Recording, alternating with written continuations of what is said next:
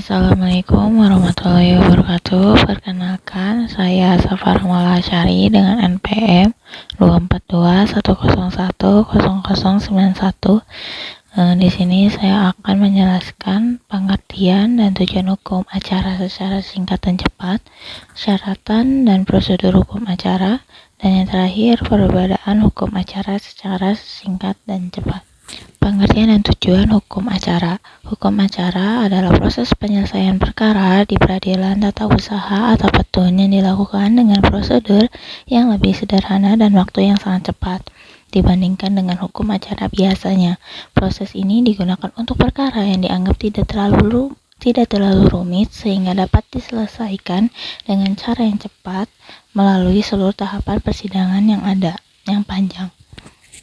Syarat dan prosedur hukum acara singkat dan cepat di PT-UN.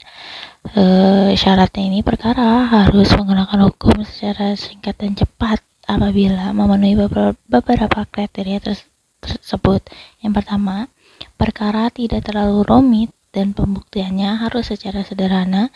Yang kedua, pemohon diajukan oleh penggugat kepada pengadilan. Yang ketiga, hakim harus menilai perkara itu layak apa tidaknya secara singkat dan cepat untuk memenuhi prosedur hukum acara ini.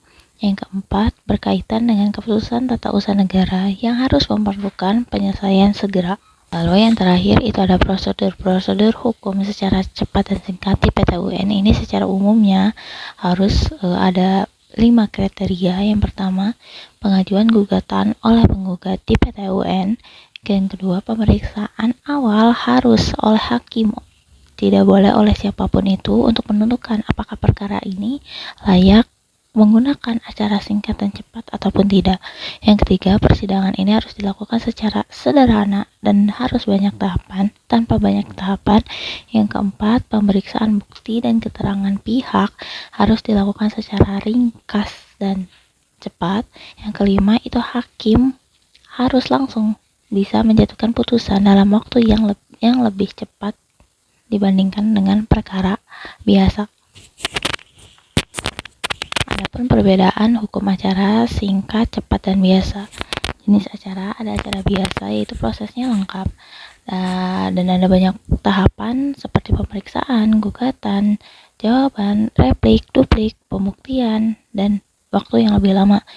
Kalau yang kedua itu ada acara singkat yaitu prosesnya lebih sederhana, diringkas, biasanya untuk perkara yang tidak terlalu kompleks dan lebih cepat dari hukum acara biasa. Lalu yang terakhir ada hukum acara cepat, digunakan untuk perkara yang mendesak dan perlu segera diutus.